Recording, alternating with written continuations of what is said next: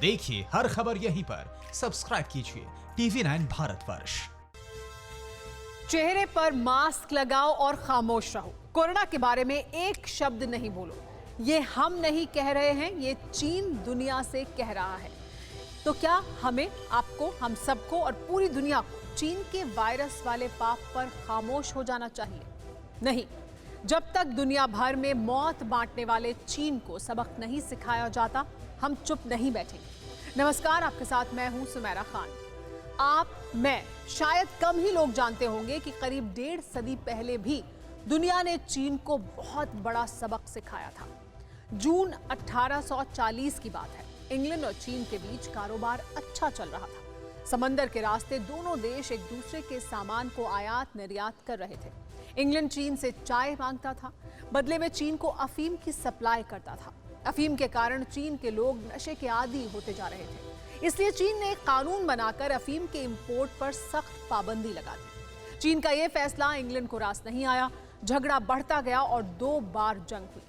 आज बेशक चीनी सेना अपनी ताकत की शेखी भंगारती हो, लेकिन तब दोनों बार चीन को धूल चाटनी पड़ गई थी। अब आप सोचेंगे कि 1.5 सदी पहले के इस किस्से का आज के दौर से क्या ताल्लुक है। तो आपको बता दें कि एक बार फिर ऐसे ही हालात बन रहे हैं। चीन ने कोरोना वायरस फैलाया, दुनिया के ताकतवर मुल्कों को तबाह कर दिया और अब चीन से जवाब मांगा जा रहा है।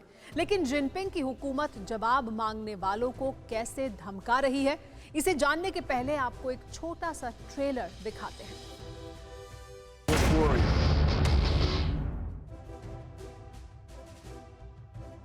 ये 2017 में चीन में बनी एक फिल्म का ट्रेलर था। फिल्म का टाइटल था वुल्फ वॉरियर। ये फिल्म चीन के एक एजेंट की कहानी है, जिसमें दिखाया गया है कि चीन पहले दुनिया भर में झूठ फैलाता है, जिसे छिपाने के लिए हर मुमकिन कोशिश की जाती है। जो रील की स्टोरी थी, लेकिन रियल स्टोरी ये है कि चीन सच में ऐसा ही कर रहा है। कोरोना वायरस को लेकर चीन के अपने वुल्फ वॉरियर एक्टिव हो गए हैं। ये वुल्फ वॉरियर कोई और नहीं, हर मुल्क में चीन की एम्बेसी में मौजूद चीन के एम्बेसडर और डिप्लोमेट हैं। आज चीन इन्हीं वुल्फ वॉरियर की साजिशों का खुलासा करेंगे हम। चीन अकेला मुल्क है जिसकी दुनिया के सबसे ज्यादा देशों में एम्बेसी यानी दूतावास है। मौजूदा वक्त में चीन के दुनिया भर में 276 दूतावास और काउंसुलेट दफ्तर हैं, जो दुनिया के किसी भी देश के मुकाबले सबसे ज्यादा हैं। खास बात यह है कि 2016 में इस लिस्ट में चीन तीसरे नंबर पर था, लेकिन 2019 आते आते चीन ने अमेरिका को इस मामले में भी पीछे छोड़ दिया। El Salvador, Burkina Faso, Dominic Republic जैसे पिछड़े और गरीब देशों में भी चीन अपनी एम्बेसी बना चुका है।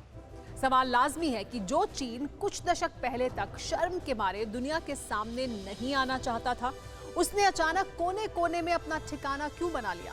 इस सवाल का जवाब इस रिपोर्ट से मिल जाएगा। गौर से देखिएगा। 18 जनवरी की तारीख थी जब वुहान में एक बड़े पब्लिक डिनर का आयोजन किया गया था। इस डिनर में 40,000 से ज्यादा लोग शामिल हुए। किसी के चेहरे पर ना तो मास्क था, ना ही 2 लोगों के बीच चंद फीट का फासला। हालत यह थी कि मानो कुछ हुआ ही नहीं।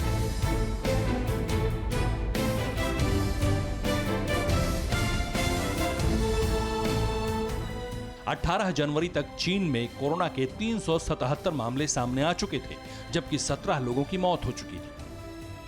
बावजूद इसके वुहान में हुए डिनर में किसी के चेहरे पर कोरोना का खौफ नहीं था, क्योंकि लोगों को पता ही नहीं था कि वायरस फैल चुका है। पता होता भी कैसे?